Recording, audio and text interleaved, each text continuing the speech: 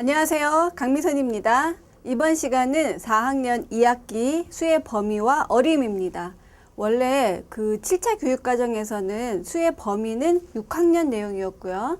어림하기만 4학년 내용이었는데 이번에 개정이 되면서 합쳐졌습니다. 합쳐지면서 4학년으로 내려왔죠. 6학년 것이 4학년으로 내려오니까 어려워지겠구나 이렇게 생각하시는 분들 계실 것 같은데 내려올 때는 쉽기 때문에 내용이 쉽기 때문에 내려왔겠죠. 자, 그러니까 옛날에 6학년 때 내용이 너무 쉬웠다. 지금 2학년이 딱 맞다 이렇게 생각을 해 주시는 것이 좋겠습니다. 자, 수의 범위라고 하는 거 내용 되게 어려워 보이지만 초등학교 1학년 때부터 계속 다루었었던 그런 내용인데 용어만 살짝 바뀐 거거든요. 자, 우리 아이들한테 옛날에 우리가 가르쳤던 그 용어를 사용을 해서 설명을 하게 되면 훨씬 이야기가 쉬워질 것입니다. 자, 그러면 이번 시간은 두 가지 내용인데요. 수의 범위와 어림에서 먼저 수의 범위부터 시작을 해보도록 하겠습니다. 자, 수의 범위 어떻게 설명하면 좋을까요? 자, 예를 들어서 이렇게 크기가 다른 이런 나무가 있었어요. 나무가 있었는데 여기 각각의 나무에 이름을 한번 붙여볼까요? 자, 이 첫 번째 나무는 가, 두 번째 나무는 나, 그 다음에 다, 라, 마. 자, 이렇게 이름을 붙였다. 라고 생각을 했을 때, 자, 만약에, 내가 나예요. 자, 나라고 하는 나무가 바로 나다. 이렇게 생각을 해볼까요? 자, 그랬을 때, 내 키보다 큰 나무는 하나도 없네요. 자, 그랬을 때 뭐라고 하죠? 나보다 큰 나무는 없다. 이렇게 이야기를 하겠죠. 자, 그러면 반대로 어떻게 이야기할 수 있냐면, 나머지 나무들은 다 나보다 작거나 혹은 나랑 같은 거죠. 지금은 나랑 같은 나무는 없지만 어쨌든 나도 여기 포함이 되는 거니까 나보다 작거나 같다. 모두 나보다 작거나 아니면 나하고 같다. 자, 이렇게 되겠습니다. 자, 그 다음에 만약에 내가 가다. 이번에 내가 가라고 생각을 하면 가보다 큰 나무는 뭐가 있어요? 가보다 큰 나무는 나가 있죠. 자, 그 다음에 가하고 같은 나무는 가고 가보다 작은 나무는 다라마 이렇게 있습니다. 자, 이와 같이 어떤 기준이 있을 때 그 기준으로 생각을 하면 크거나 또는 작거나가 있을 텐데 나하고 같을 수도 있잖아요. 그렇기 때문에 또 같다라고 하는 기준으로도 생각을 해볼 수가 있습니다. 자, 여기에서 우리가 새로 배우는 용어는 네 가지가 있는데요. 자, 먼저 이상, 그 다음에 이하, 그 다음에 초과, 그 다음에 미만이 되겠습니다. 자, 먼저 이상이다 라고 하는 것은 자, 여기에서 우리가 나무 라군요. 라를 기준으로 봤을 때 라 이상이다 라고 봤을 때는 가, 그 다음에 나, 그 다음에 마하고 라도 포함이 되는 거죠. 그래서 이상이다 라고 하는 것은 얼마 이상이다 라고 하는 것은 뭐라고 얘기한다고요? 얼마보다 크거나 같다도 포함이 돼요. 자, 크거나 또는 같은 것까지를 포함을 할 때 얼마 이상이라고 이야기를 합니다. 자, 그렇다면 얼마 이하는 뭐가 될까요? 얼마 이하는 얼마보다 작거나 어떻습니까? 같다. 자, 여기에서 봤을 때 라 이하다 라고 했을 때는 라보다 작거나 같은 거니까 라하고 뭐가 되는 거예요? 다가 되는 거죠. 자, 뭐뭐보다 작거나 같다 라고 했을 때 이하라고 합니다. 자, 그 다음에 얼마 초과라고 할 때는 얼마 초과라고 할 때 뭘까요? 뭐뭐보다. 자, 뭐뭐보다. 이 앞에 있는 것이 다 기준이 되는데 뭐뭐보다 크다.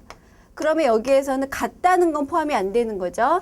자, 이 상황에서 보면 라 초과다라고 했을 때 라는 포함이 안 되고 가하고 나하고 마만 되겠습니다. 자, 만약에 라 이상이다라고 했을 때는 가나 라도 포함이 되고 마 이렇게 네 가지였는데 라 초과다라고 했을 때 세 가지밖에 안 되는 거죠. 자, 그 다음에 얼마 미만이라고 했을 때는 얼마 미만 이것은 무엇이냐면 얼마보다 작다가 되겠습니다. 자, 그러니까 여기에서 이상이나 이하일 때는 나도 포함이 되죠. 똑같은 것도 포함이 되지만 초과하고 미만일 때는 그 수 자체는 포함이 되지 않는다. 이렇게 생각을 하면 되겠습니다. 그리고 이상, 이하, 초과, 미만은 이번에 새로 배우는 용어지만 뭐뭐보다 크거나 같다. 이거는 1학년 때부터 했었던 내용이기 때문에 자, 이렇게 길게 말하지 않고 이렇게 짧게 말한다 라고 이야기를 해주시면 귀에 쏙쏙 들어올 거예요. 자, 그래서 이렇게 용어를 알아보았는데요. 자, 그러면 우리가 문제를 좀 한번 확인을 해봐야 되겠죠. 자, 여기에 여러 가지 수가 있습니다. 자연수도 있고 이와 같은 소수도 있어요. 자, 이랬을 때 우리가 이제 어떤 문제를 풀어보는데 어떤 문제를 풀어보냐면 예를 들어 16보다 자, 크거나 같다. 크거나 같은 수를 구하는 거예요. 근데 이렇게 안 쓰고 뭐라고 한다고 그랬죠? 16보다 크거나 같은 수는 16 크거나 또는 같다라고 했으니까 16 이상이 되겠습니다. 자, 16 이상인 수를 구하라. 16 이상인 수를 구하라 라고 했을 때 정신없이 정리가 되어 있으면 알기가 어려우니까 이것을 수직선상에서 일렬로 쫙 정리를 해주는 것이 좋습니다. 자, 이렇게 수직선을 그리고 예를 들어서 19가 여기쯤 있어요. 자, 19가 여기쯤 있을 때 16은 어떻게 되나요? 16은 19보다 작으니까 이제 왼쪽에 오겠죠. 자, 그 다음에 22라고 하는 수는 19보다 커요. 간격을 생각하지 않고 이제 순서만 보니까 이제 대충 이렇게 정리를 하는 거죠. 여기서 순서가 중요한 거지 간격 자체는 여기서는 큰 의미가 없습니다. 그 다음에 37은 22보다 크니까 이제 이쪽에 와 있고 그 다음에 15.3은 어땠어요? 16보다 작으니까 16의 왼쪽으로 갑니다. 그 다음에 41.9는 37보다 크니까 이쪽에 있겠죠. 자, 그 다음에 20.4다. 20.4는 요 사이에 있으니까 좀 자리를 조금 바꿀까요? 자, 이렇게 해서 22가 이쪽으로 가고 그 다음에 그 사이에 이제 20.4가 이렇게 오고 이렇게 되겠습니다. 자, 이런 식으로 이제 여기 비집고 들어갔어요. 자, 그 다음에 40.1이라고 하는 수는 41.9보다는 작으니까 41.9의 왼쪽에 이렇게 비집고 들어가겠습니다. 자, 이렇게 어떤 수보다 뭐 이상이라거나 어떤 수 이하라거나 하는 문제를 풀 때 여러 가지 수가 제시되어 있다면 제일 먼저 해야 되는 것은 일단 순서대로 정리하는 거예요. 자, 정리를 하고 봤더니 16이 여기에 있었는데 16보다 크거나 같아요. 16보다 큰 수들은 왼쪽에 있나요? 오른쪽에 있나요? 자, 오른쪽에 있죠. 자, 이쪽에 있는 수들이 되겠습니다. 자, 이쪽에 있는 수 모두가 되는데 제시되어 있는 수로만 답을 해야 되는 거니까 16 이상은 뭐가 되는 거예요? 16 포함이 되고 그 다음에 19, 20.4, 22, 37, 40.1, 41.9가 되겠습니다. 이것은 모두 16 이상이죠. 자, 그러면 이렇게 이제 이런 문제도 있고 뭐 여러 가지 문제가 있을 텐데 이번에는 22 뭐라고 할까요? 이하에 대해서 알아볼까요? 22 이하 뭐라고 그랬죠? 22보다 작거나 같다. 자, 그러면 이번에는 22를 기준으로 보는데 22보다 작거나 같다. 22를 기준으로 나보다 작은 수는 왼쪽, 큰 수는 오른쪽이죠. 나보다 작은데 나를 포함을 해요. 그러면 22도 있고 20.4도 있고 22도 있고 20.4도 있고 19도 있고 16도 있고 15.3도 있죠. 자, 이런 식으로 해서 어떤 수를 기준으로 왼쪽이냐 오른쪽이냐를 갖고 우리가 알아볼 수가 있습니다. 자, 세 번째 37 초가. 자, 이런 걸 물어봤다. 우리가 앞에서 알아봤지만 초가에서는 37은 포함이 안 돼요. 자, 37은 포함이 안 되고 37보다 어떻게 돼야 되냐면 커야 되겠죠. 자, 37이 포함이 안 된다는 얘기를 하려고 이렇게 중간에 안이 비어있는 이런 동그라미를 합니다. 자, 초가는 오른쪽이에요. 큰 쪽이니까. 자, 오른쪽에 있는 수 37 포함 안 되고 오른쪽에 누가 있나 봤더니 40.1과 41.9가 이렇게 있습니다. 자, 이렇게 되겠죠. 그 다음에 여기에 나와 있는 수가 아닌 걸 갖고도 우리가 문제를 낼 수가 있는데요. 자, 뭐라고 낼까요? 40 미만이라고 낼까요? 자, 40 미만. 자, 이렇게 되면 40이라는 수는 37하고 40.1 요 사이에 있겠죠. 40 미만일 때 어떻게 되나요? 40도 포함이 안 되고 미만이라고 하면 작은 수니까 왼쪽에 있는 수 모두가 되겠죠. 자, 그래서 작은 수부터 만약에 순서대로 답을 한다면 여기에서는 15.3, 16, 19, 20.4, 22, 37. 자, 이와 같은 수가 됩니다. 여기서 중요한 내용은 무엇이냐면 일단 용어 자체에 대해서 조금 익숙해지는 거예요. 초과 미만은 우리가 어른들은 일상생활에서 굉장히 자주 쓰지만 지금 4학년 어린이들은 조금 낯설죠. 자, 그래서 그 용어를 좀 익히는 거. 그래야 신문이라든가 뭐 사회책, 과학책 읽을 때 좀 편하니까 자, 이렇게 사회생활 하기 위해서 이런 용어를 익힌다라고 생각을 하고 좀 이렇게 용어에 비중을 두시는 것이 좋겠습니다. 그리고 방금 말씀드린 것처럼 이미 알고 있는 용어를 사용을 해서 아이들한테 설명을 해주시면 좋겠죠. 자, 이렇게 해서 용어에 대해서 알았으면 이제 우리가 기호를 살펴봐야 되는데 우리가 이 수직선에서 제가 방금 왔다 갔다 하면서 표현을 했잖아요. 이런 표현에 대해서 조금 정리를 해서 알아보도록 하겠습니다. 자, 예를 들어서 이런 게 있어요. 자, 5 이상인 수 그러면 자, 지금 이 그림이 잘 보이시는지 모르겠는데 지금 수직선상에서 5에다가 빨갛게 색칠이 되어 있어요. 꽉 막힌 색칠이 되어 있고 이상이기 때문에 오른쪽으로 쭉 갑니다. 자, 답을 해보아라 그러면 5 이상은 5, 6, 7, 8 이렇게만 대답한 어린이들이 있는데요. 우리가 앞에서도 알아봤지만 소수도 포함이 되죠. 5 이상이는 50.1도 있고 50.01도 있고 여러 가지 많습니다. 자, 그래서 그걸 다 쓸 수가 없기 때문에 이와 같은 수직선으로 표현을 하는 것이죠. 자, 그래서 5 이상인 수는 이렇게 생겼고 자, 그 다음에 5 이상인 수, 그 다음에 이 수는 뭐가 될까요? 자, 여기는 8 미만이에요. 자, 8 미만. 8은 안 들어가요. 8은 안 들어가고 작은 수기 때문에 왼쪽이에요. 자, 그러면 여기까지 알아보면 여기에서 지금 5라고 하는 수가 있었는데 5 이상은 어느 쪽이었었어요? 5 이상은 5가 들어가면서 오른쪽이었었고 자, 쭉 가요. 이쪽으로 쭉 가고 그 다음에 8 미만은 8이 안 들어가고 자, 8이 안 들어가고 그 다음에 어느 쪽이었었어요? 자, 이쪽에서는 왼쪽이었습니다. 자, 이렇게 생긴 거죠. 그럼 여기에서 또 우리가 어떤 이야기를 할 수가 있냐면 이런 이야기를 할 수가 있습니다. 자, 5 이상이면서 8 미만인 수에 대해서도 알아볼 수가 있다는 거죠. 자, 여기서 우리가 조금 아까 5 이상은 5가 포함이 되면서 오른쪽이었고 8 미만은 8이 들어가지 않으면서 왼쪽이었는데 이 부분이 겹쳤어요. 자, 그래서 이 겹친 부분에 있는 수들은 무엇이라고 말을 하냐면 5 이상 8 미만이다. 자, 따라서 5 이상하고 8 미만 사이에는 이고라는 말이 생략이 돼 있는 거죠. 5 이상이면서 8 미만인 수 두 가지 조건을 이 조건하고 이 조건을 모두 만족한 수 이렇게 되는 겁니다.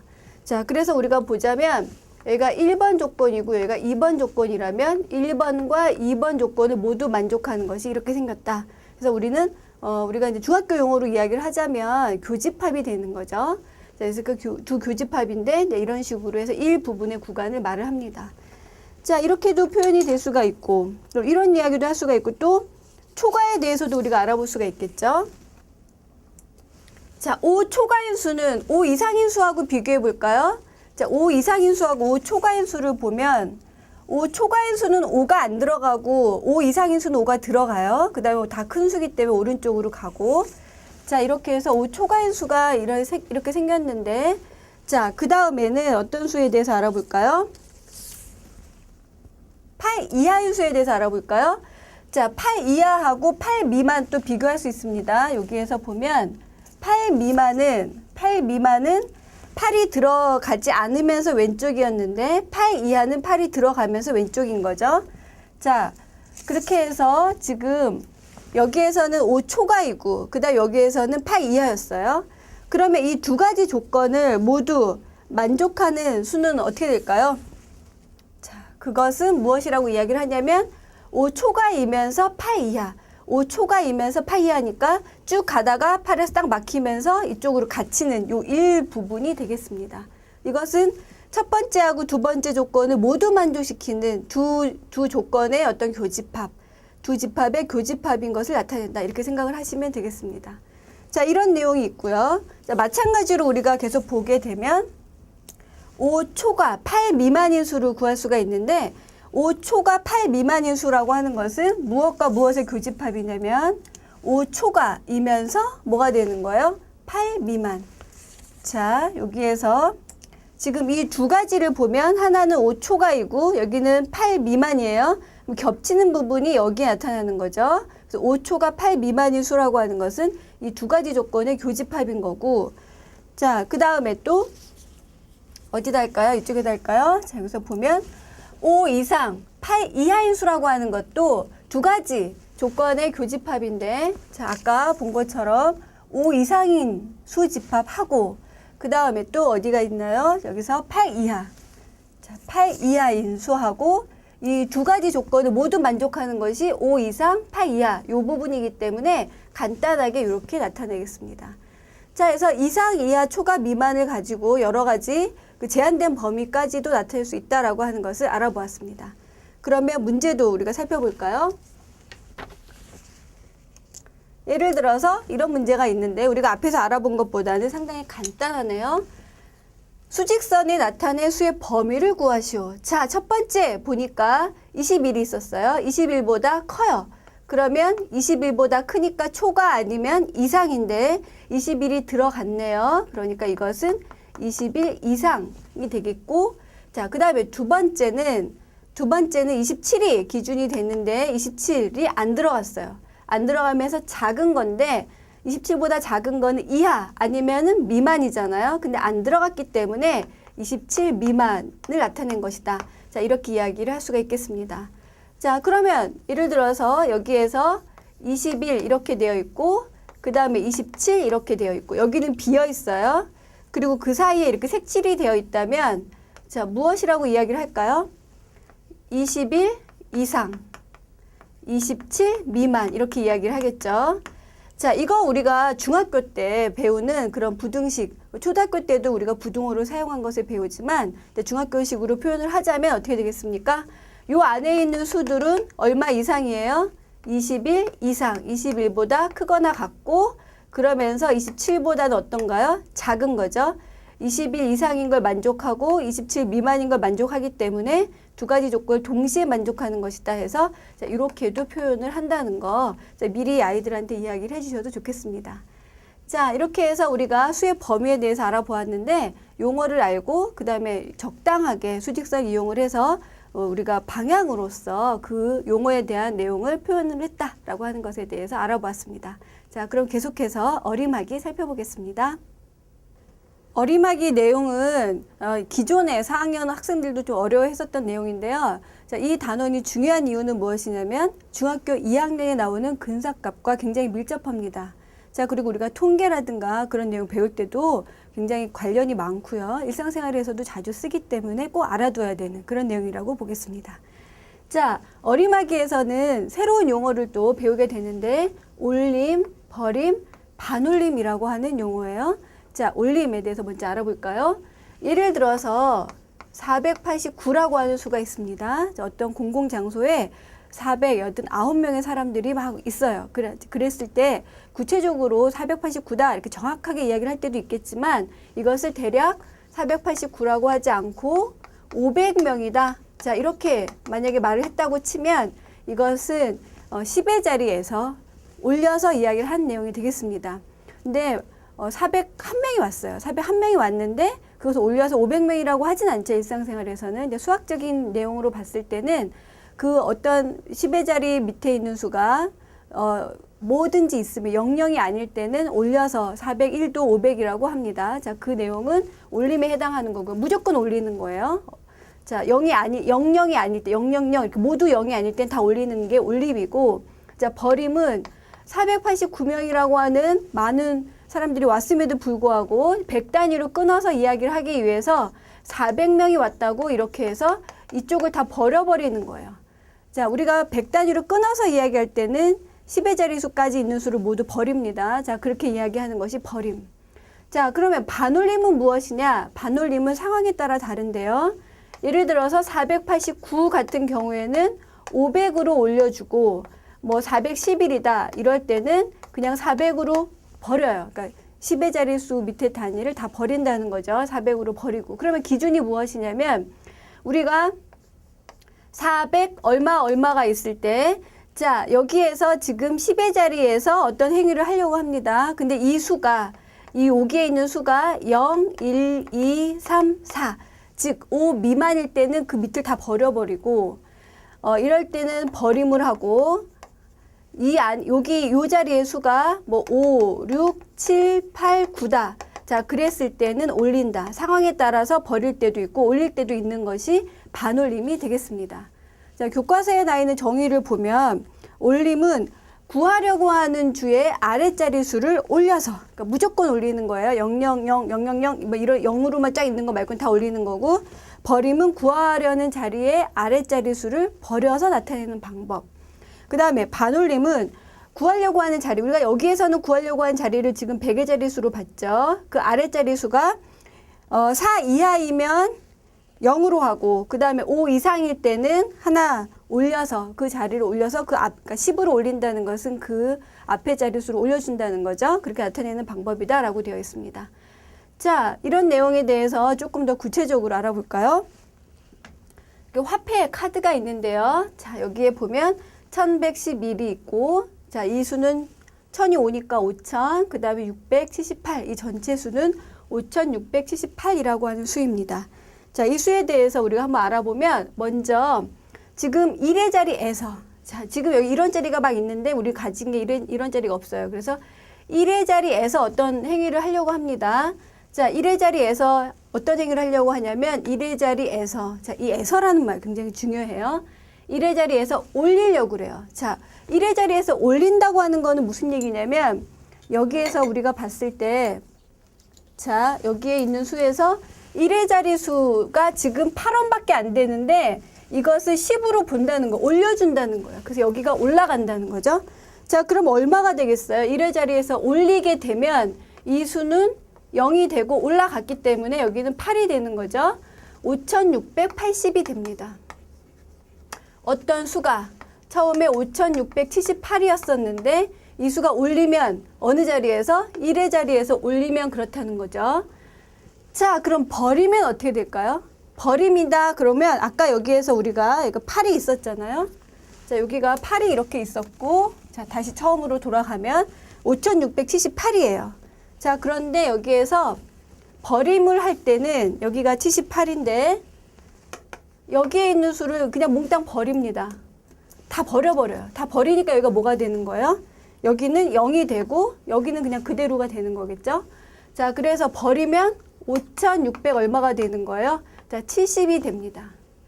자, 그 다음에 반올림. 반올림은 우리가 지금 여기가 8이었는데 1의 자리수가 8인데 지금 1의 자리에서 반올림을 한다는 거는 10의 자리까지 나타낸다는 거예요. 자, 그런데 여기에서 우리가 구하려고 하는 게 그러니까 10의 자리가 되는 거죠. 근데 그 아랫자리 수가 5보다 컸어요, 안 컸어요? 컸죠. 컸기 때문에 이것은 올려주게 됩니다. 자, 그래서 여기는 0이 되고 아까 한 것처럼 이거 하나가 올라가기 때문에 이 수는 8이 되는 거죠. 자, 그래서 5680이 되겠습니다. 여기에서 중요한 내용은 무엇이냐면 1의 자리 수까지 다 어떤 수가 있었는데 그것을 1의 자리에서 올림, 버림, 반올림을 했더니 모두 10단위 수로 끝났어요. 자, 그래서 이것은 10의 자리까지 나타낸 수가 되겠습니다. 10의 자리까지. 자, 문제에서 어떤 수를 뭐 올림하여서 10의 자리까지 나타내시오라고 되어 있다면 그것은 반올림이나 올림이나 버림을 1의 자리에서 해야 된다는 거예요. 1의 자리에서 올리거나 버리거나 해야 10의 자리까지 나타납니다. 자, 그래서 여기에서는 다 10의 자리까지가 되고 1의 자리 수는 0이 되었어요. 이렇게 한 게 1의 자리에서 올림, 버림, 반올림을 한 거고, 자, 그러면 이번에는 10의 자리에서 해볼까요? 5678에서 시작을 했는데, 자, 10의 자리에서 그랬습니다.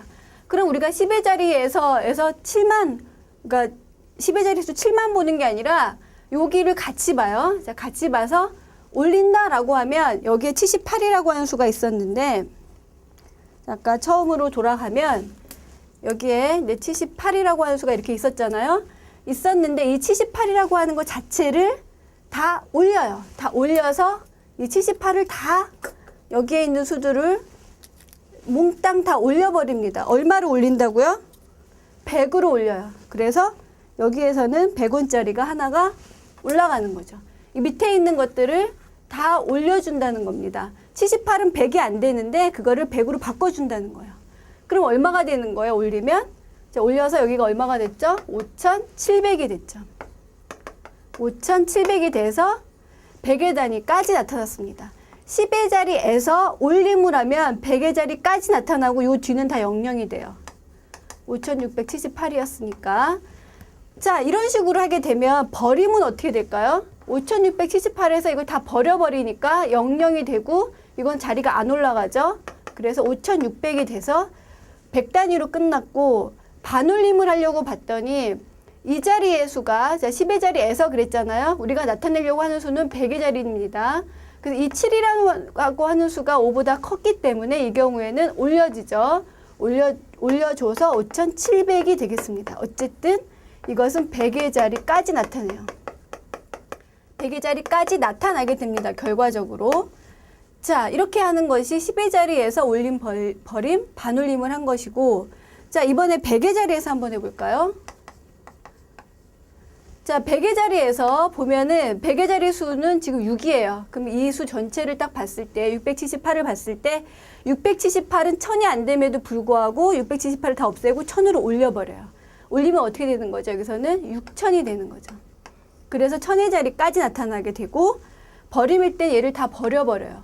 자, 버리고 그 자리에 뭐가 옵니까? 000이 오는 거죠. 다 없어져 버렸으니까. 어쨌든 1000의 자리까지 나타냈고 반올림에서는 678에서 6이라고 하는 거, 이게 사실 500보다 큰 거잖아요. 500보다 클 때는 1000으로 바꿔준다는 겁니다. 자, 그래서 올리게 되기 때문에 여기에서도 6000이 돼요. 자, 이렇게 해서 100의 자리에서 올림, 버림, 반올림을 하게 되면 1000의 자리까지 나타납니다. 자, 그러면 여기에서 지금 5,678이 아니라 5,432다. 자, 그런 수는 어떻게 될까요? 5,432다. 1의 자리에서 만약에 버림하면은 그냥 0이 되는 거고, 반올림을 해도 0이 되는 거고, 올림을 할 때는 어쨌든 올려서 뭐가 올라가는 거예요? 자, 여기가 4로 올라가겠죠. 뭐 그런 식으로 5,432에서 만약에 10의 자리에서 하겠다. 자, 버림일 때 얘네들이 다 0이 되는 거고, 올림일 때는 이 수 자체를 다 올려가지고 그 앞자리 수가 하나 더 올라가는 거고, 자, 이런 식으로 된다는 거죠. 강의 노트에 있으니까 하나씩 다 해보시기 바랍니다. 자, 이렇게 하는 것이 어떤 자리 수에서의 올림, 버림, 반올림이에요. 자, 제가 계속 강조하지만 1의 자리에서 이런 행위를 하게 되면 10의 자리까지 나타나고 10의 자리에서 하면 단위는 100단위로 끝나고 100의 자리에서 하면 단위는 1000단위로 끝난다는 거 굉장히 중요합니다. 이 내용은 중학교 2학년에서도 계속 이어지기 때문에 이번에 꼭 알아두도록 아이들한테 확실하게 설명을 해주셨으면 좋겠습니다. 자, 그 다음에 이와 관련한 문제를 한번 풀어볼까요? 자, 이런 문제 어떻게 풀까요? 100의 자리에서 반올림만 나타내시오라고 했습니다. 자, 100의 자리라고 했고요. 자, 반올림이라고 했습니다. 38,980. 자, 100의 자리, 일시 100, 100의 자리잖아요. 여기에서 봤을 때 지금 이게 500이 넘어가는 거죠. 500이 넘어가게 되면 올려서 어떻게 되나요? 39,000이 되겠습니다. 자, 그 다음에 39,047. 자, 여기에서는 일시 100, 얘가 100의 자리죠. 그 요 밑에까지 다 묶어서 생각을 했는데 이거 0이기 때문에 이 경우에는 버리겠죠. 그래서 39,000 이렇게 되고, 자, 39,001 마찬가지죠. 그래서 다 없어지기 때문에 여기서 39,000이 되겠습니다. 그 다음에 38,959. 자, 이 경우에 일시 100. 자, 여기까지인데 500이 넘어가기 때문에 올려주겠죠. 이것도 39,000. 그 다음에 39,060. 자, 이거 어떻게 될까요? 여기에서 이 수 자체가 지금 500이 안 되잖아요. 1000단위까지 나타내줘야 되는데, 자, 그래서 올려서, 안 되기 때문에 버려서 여기서 39,000이 되겠습니다. 자, 이렇게 해서 다 똑같이 반올림을 해서 얼마가 나타났냐면 39,000이 됐어요. 자, 이런 식으로 문제를 풀 수가 있습니다. 자, 그러면 또 계속해서 다른 문제도 풀어보면은, 자, 이런 문제가 있네요. 46,987을 어림하였더니 얼마가 됐냐면 47,000이 됐어요. 어떻게 어림하였을까요? 자, 여기에서 지금 1000의 자리 수가 바뀌었는데, 그러면 이 천의 자리 아랫자리에서 어떤 일이 벌어진 거죠. 자, 그럼 우리가 생각해 볼 수 있는 거는 987을 어떻게 했다? 반올림했다는 거죠. 어느 자리에서? 100의 자리에서. 100의 자리에서 반올림했다. 또는 그냥 이 자체에서 다 올렸을 수도 있는 거죠. 자, 올림을 했다. 자, 이렇게 볼 수도 있고. 우리가 두 가지만 이야기를 하라고 했는데 더 이야기를 할 수가 있는 게 10의 자리에서 올릴 때도 여기 올리게 되면 9가 또 더 올라가잖아요. 그래서 47,000이 되겠습니다. 자, 10의 자리에서 반올림을 할 수도 있고 또 10의 자리에서 올림을 했을 때도 같은 결과가 나옵니다. 자, 이 중에서 골라서 답을 하면 되겠습니다. 자, 이렇게 해서 이런 문제도 풀어보았어요. 자, 그 다음에 우리가 그러면 이런 내용들을 왜 배워야 될까를 생각을 해볼 수가 있는데, 자, 강의 노트에 있는 문제 보시면서 같이 알아보도록 하겠습니다. 인형 공장에서 한 상자에 인형 30개씩 포장을 해서 팔려고 하는데 인형이 185개예요. 자, 그러면 185 나누기 30을 했을 때 몫이 6이고 인형 5개가 남네요. 상자가 6개가 있고 5개가 남아요. 근데 이거를 우리가 내다 팔려고 해요. 30개가 한 상자가 돼야 되는데 5개를 한 상자로 해서 팔 수는 없겠죠. 자, 그랬을 때는 그 나머지를 버립니다. 그래서 6상자만 팔 수가 있어요. 자, 이럴 수도 있고 또 어떤 경우가 있을 수가 있냐면 이번에는 사과 상자인데 마찬가지예요. 30개가 한 상자가 있었는데 사과가 185개가 있어요. 근데 이것을 팔려고 하는 것이 아니라 상자에 실으려고 해요. 그 트럭에 실으려고 해요. 자, 그러면 30개씩 몇 상자가 나옵니까? 6상자가 나오고 5알이 남네요. 하지만 모두 다 실어야 되기 때문에 5알만 실는 또 트럭이 한 대가 와야 되겠습니다. 자, 5알이 아니라 상자가 5상자가 있는 거죠. 30개씩 그러니까 30상자씩 해서 한 트럭씩 다 실었어요. 그러면 우리가 180상자까지는 6대 싣고 나머지 5상자가 남았는데 트럭 한 대를 더 불러야 돼요. 이랬을 때는 답이 뭐가 되는 거예요? 7이 되는 거죠. 자, 이렇게 상황에 따라서 등장하는 수는 똑같지만 상황에 따라서 버릴 때가 있고 올릴 때가 있습니다. 이것은 우리가 일상생활에서 자주 겪는 거기 때문에 사실은 그런 것하고 관계가 있는데 여기에서 그 내용을 본문에서 설명하지 않은 이유는 뭐냐면 그리고 목과 나머지 관계가 되게 되면 굉장히 복잡해져요. 자, 그래서 그것은 어떤 우리가 생활상의 이야기로만 끝내고 구체적으로 문제를 다룰 때는 이런 수를 가지고 몇 자리에서 얼마를 한다, 이렇게 약간은 기계적인 그런 내용을 다루게 됩니다. 자, 하지만 중간에 왜 이런 걸 하나요? 라고 물어봤을 때는 이런 예도 설명을 해주시면 좋고 또 이런 문제들이 또 응용 문제 많이 나오잖아요. 자, 그랬을 때 상황을 생각하면서 아이들하고 해보시면 왜 배우는지 또 알 수가 있고 또 답도 정확하게 구할 수가 있습니다. 자, 이렇게 바쁘게 해서 우리가 수의 범위와 어림하기까지 나왔는데 이 내용은 근사값하고도 관계가 있다고 말씀을 드렸지만 통계하고도 관련이 있고 또 일상생활에도 관련이 있으니까 수학이다라고 생각하지 말고 우리가 앞으로 살아가는데 꼭 필요한 내용이다라고 생각을 하면서 아이들을 지도해 주셨으면 좋겠습니다. 자, 바쁘게 오셨는데요. 이상으로 마치겠습니다. 아이들하고 즐거운 수학 시간 보내시기 바라겠습니다. 수고 많으셨습니다.